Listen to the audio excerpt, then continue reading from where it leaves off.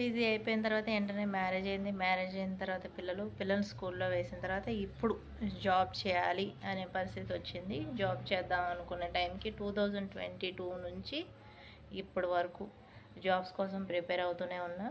అది గ్రూప్ 2కి ప్రిపేర్ అవుతా ఉన్నా అనమాట.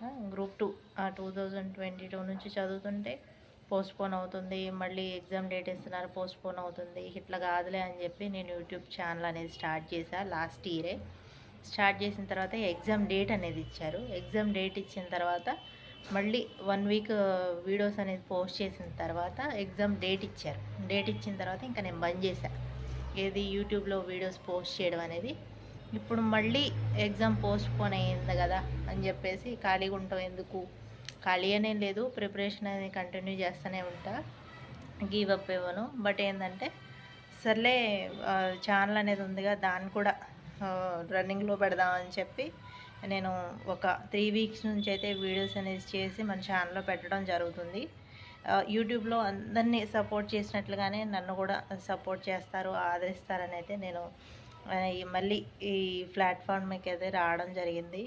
మీకు తెలుసు కదా, ఒక హౌస్ వైఫ్కి ఇంట్లో ఎంత పని ఉంటుందో, ఒక ఫ్యామిలీని చూసుకోవడం, హస్బెండ్కి ఎంత బాధ్యత ఉంటుందో హౌస్ వైఫ్కి కూడా తను బయటికి వెళ్ళి జాబ్ చేసుకొని ఏదో ఒక పని చేసుకొని తన బాధ్యత ఎట్లా నిర్వర్తిస్తాడో ఇంట్లో ఉన్న హౌస్ వైఫ్ ఇంట్లో పనులన్నీ చూసుకోవడం, ఇల్లు చక్కబెట్టుకోవడం, పిల్లల్ని చూసుకోవడం అంతే బాధ్యత ఉంటుంది. అట్లనే నేను కూడా చాలామంది హౌస్ వైఫ్స్ కూడా ఎట్లనో జాబ్స్కి ప్రిపేర్ అవుతున్నారు. నేను కూడా ఎందుకు ఖాళీగా ఉండాలని చెప్పి నేను కూడా జాబ్స్ కోసం చదువుకుని ఉన్నాను కదా, ఎందుకు చదువు వృధాగా పోవడం అని చెప్పి దాన్ని అనేది నిలబెట్టుకోవడం కోసం జాబ్స్కి ప్రిపేర్ అవుతున్నా. ఏమో వస్తుంది అనే హోప్తోనైతే నేను ట్రై చేస్తున్నా. సరే, ఎక్కడికెక్కడికో తీసుకెళ్ళిపోతున్నా. విషయం ఏంటంటే యాక్చువల్గా 3 డేస్ బ్యాక్ మా ఇంటికి వెళ్ళాం, ఊర్లో సొంత ఇంటికి అయితే వెళ్ళాం. అక్కడ ఎందుకు వెళ్ళాం ఏంటనేది ఇప్పుడు వీడియో కంటిన్యూషన్లో అయితే నేను పెడతా. ఇప్పుడు వీడియో అనేది రన్నింగ్ వీడియో వస్తుంది. నేను అక్కడికి వెళ్ళిన వీడియో క్లిప్పింగ్స్ అనేది తీసాను అనమాట, అవన్నీ యాడ్ చేస్తా. వీడియో ఎండింగ్ వరకు స్కిప్ చేయకుండా చూడండి. హాయ్ అండి, welcome back to Siri MS vlogs. ఎలా ఉన్నారు, బాగున్నారా? నా పేరు శిరీష. ఫస్ట్ టైం కనుక మన ఛానల్ ఎవరైనా చూస్తున్నట్లయితే చాలామంది అయితే చూస్తున్నారు, సబ్స్క్రైబ్ చేయట్లేదు. మీరు సబ్స్క్రైబ్ అండ్ లైక్ చేయడం వల్ల మన ఛానల్కి సపోర్ట్ చేసిన వాళ్ళు అవుతారు. యూట్యూబ్లో అందరిని ఆదరించినట్లే నన్ను కూడా ఆదరించి సపోర్ట్ చేస్తారని, నన్ను ఎంకరేజ్ చేస్తారని అయితే నేనైతే కోరుకుంటున్నాను. వీడియోలోకి వెళ్ళిపోదాం మరి. ఇది వేరుశనగ తోట. ఇది మీలో ఎంతమందికి తెలుసో లేదో తెలీదు. యాక్చువల్గా ఇంకా పల్లీలు ఇంకా వచ్చే స్టేజ్లో అయితే ఇది లేదు. అదంతా ఎండిపోతే కనుక పల్లీలు వస్తాయి. ఆ పైన చెట్లు ఉన్నాయి కదా, ఆ మొక్కలు అవంతా ఎండిపోతే కింద పల్లీలు తయారైనాయని ఇండికేషన్ అనమాట. మీలో కొంతమందికి తెలిసి ఉండొచ్చు, తెలియకపోవచ్చు. తెలియని వాళ్ళు తెలుసుకుంటారని చెప్తున్నా, ఓకేనా.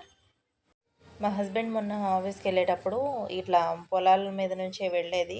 పొలాల మధ్యలో నుంచే రోడ్డు ఉంటుంది. వెళ్తూ ఉంటే ఇవన్నీ పైర్లన్నీ బాగున్నాయి అని చెప్పి నా కోసం ఇట్లా వీడియోస్ అనేది పోస్ట్ చేస్తా అని చెప్పి చిన్న చిన్న క్లిప్పింగ్స్ అనేది తీసుకొచ్చారు. ఇక్కడ వరి నాట్లు అయితే వరి నారు బీగుతున్నారనమాట నాట్ల కోసం. ఈ వీడియో క్లిప్పింగ్స్ చూస్తే ఆశ్చర్యం అనిపించింది. అక్కడున్న వరి నారు పీకే వాళ్ళు ఉంటారు కదా, వాళ్ళు చూసి సడన్గా హాయ్ చెప్తున్నారు అనమాట. భలే హ్యాపీ అనిపించింది. ఇట్లా నాట్లు అయితే వేస్తున్నారు. మా పుట్టింటి సైడ్ అయితే ఊడుపులు అంటారు ఎక్కువ, కొంతమంది వరి నాట్లు కూడా అంటారు. మీరేమంటారు? ఒక్కో ప్రాంతంలో ఒక్కోలా పిలుస్తారు కదా. యాక్చువల్గా నా చిన్నతనంలో వరి నారేస్తారు కదా, వరి నార అనేది ఇట్లా మళ్ళు అనేవి బాగా దున్నేసి అందులో వడ్లు అనేది వేస్తే అవి మొలకెత్తితే వాటిని తీసుకెళ్ళి మళ్ళీ ఇట్లా నాటు వేస్తారు. ఇక్కడ మా మ్యారేజ్ అయిన తర్వాత వడ్లు అనేది ముందు మొక్క కడతారనమాట. మొక్క కట్టిన తర్వాత దాన్ని తీసుకెళ్ళి మళ్ళీ బాగా దున్నుతారు కదా, దున్నిన దాంట్లో ఈ మొక్క కట్టిన విత్తనాలు తీసుకెళ్ళి అందులో చల్లుతారు.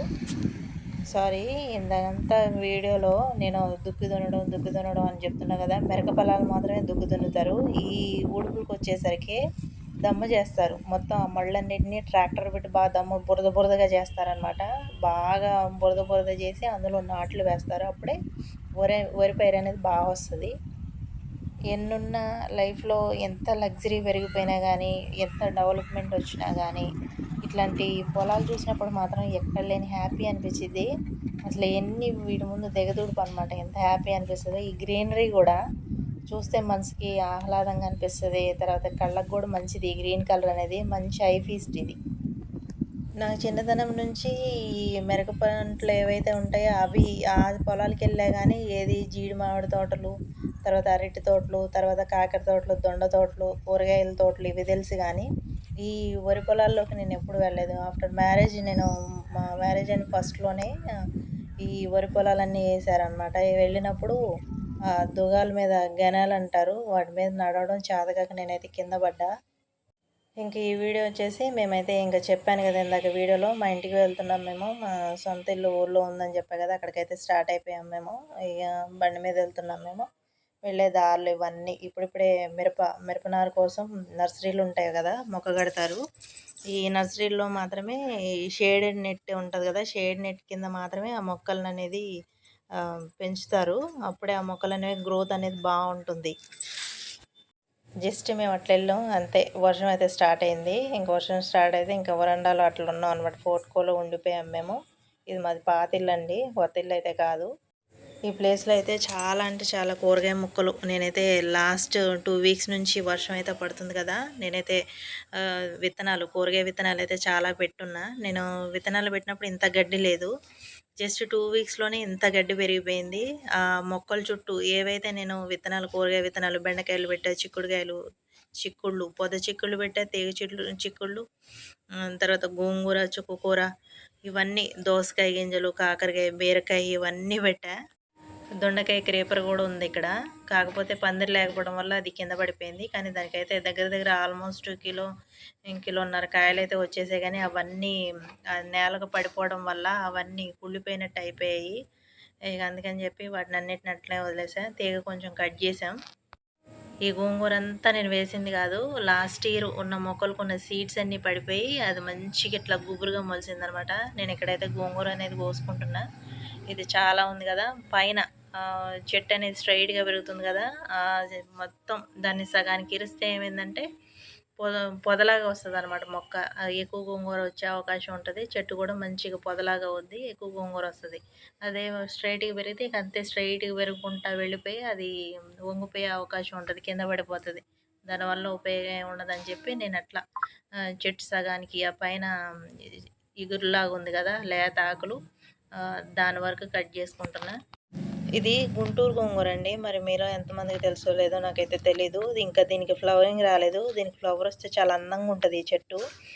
మందార గోంగూర అంటారు కదా! మందార గోంగూర మెజెంటా కలరు. ఇప్పుడు బర్గండీ కలరు, బచ్చల పండు రంగు అంటారు కదా! ఆ కలర్ ఫ్లవర్స్ వస్తాయి. తర్వాత క్రీమ్ కలర్ ఫ్లవర్స్ కూడా వస్తాయి. 2 రకాల ఫ్లవర్స్ పూస్తాయి. చెట్టు ఒకటే, గోంగూర టేస్ట్ ఒకటే కానీ ఫ్లవర్ వేరే వేరే పూస్తాయి. ఇక్కడొచ్చేసి గోరుచిక్కుళ్ళు మొక్కలివి.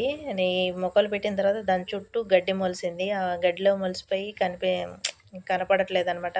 ఆ మొక్కలు చుట్టూ ఉన్న గడ్డి మాత్రమే తీస్తున్నా. అక్కడ అదంతా గడ్డి తీయడానికి అవకాశం లేదనమాట. ఎందుకంటే అదంతా చాలా ఉంది. ఆహ్, తి అదంతా గడ్డి తీసేయడానికి చాలా టైం పడుతది. మేము వెళ్ళింది ఈవినింగ్ టైం కాబట్టి దాన్నంతా మేము శుభ్రం చేయలేకపోయాం. లాస్ట్ టైం ఇట్లనే పెరిగితే బాగా మనుషులు పెట్టి చేయించినప్పుడల్లా 1000 రూపీస్ అట్లా తీసుకుంటున్నారు. 2 వీక్స్‌కి, 15 డేస్‌కి 1000 పెట్టి చేయించాలంటే కష్టమే అనిపిచ్చి ఇంక వద్దులే అని చెప్పేసి ఆ మొక్కల చుట్టూ ఉన్న గడ్డి వరకే తీసేసాం.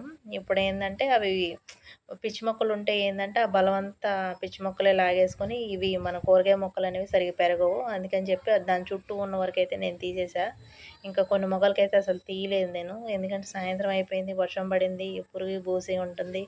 ఇక అని చెప్పి ఎవరు ఉండట్లేదు కదా! ఎవరు లేనప్పుడు ఎక్కువ అవి ఇవి తిరగడానికి అవకాశం ఉంటది. పాములన్నీ, తేళ్ళు అవి ఇవి ఎక్కువుంటాయి. ఇంకా అందుకని చెప్పి నేనింక తీయలేదు. ఈ మనుషులు లేకపోతే ఇల్లంతా పాడుపడిపోతుంది. ఇట్నే గడ్డి పెరుగుతుంది. ఊరికే వచ్చి మనం గడ్డి అదంతా తీసేయలేం, శుభ్రం చేయలేము అని రెంట్‌కిద్దామని చాలా సార్లు అనుకున్నాం. కానీ ఎందుకో ఇవ్వాలనిపించలేదు. ఊర్లో ఏమన్నా ఫంక్షన్స్ ఉన్నా, లేకపోతే ఫెస్టివల్స్ ఉన్నా మళ్ళీ అక్కడికే వెళ్ళాల్సొచ్చిద్ది. సొంత ఊరు వెళ్ళిన తర్వాత ఎవరింట్లో ఉంటాం మళ్ళీ అని చెప్పేసి ఎవరింట్లో తలదాచుకోలేం కదా అని చెప్పి మేమైతే ఇంకా ఇల్లు అయితే ఎవరికి ఇవ్వలేదు.